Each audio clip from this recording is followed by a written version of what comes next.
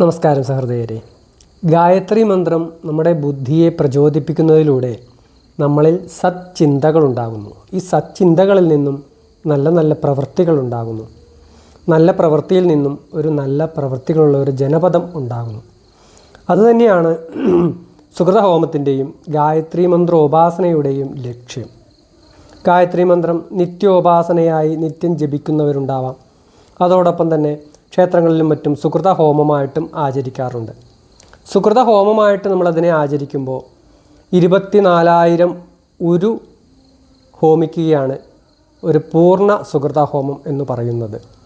അതായത് പ്ലാശിൻ ചമത, നെയ്യ്, ഹവിസ്, നെയ്യ് ഇത്തരത്തിൽ ചതുർദ്രവ്യങ്ങളെ കൊണ്ട് അതിനെ ഭാഗിച്ച് 24,000 ഉരു ഹോമിക്കുകയാണ് സുകൃതഹോമത്തിൽ ചെയ്യുന്നത്.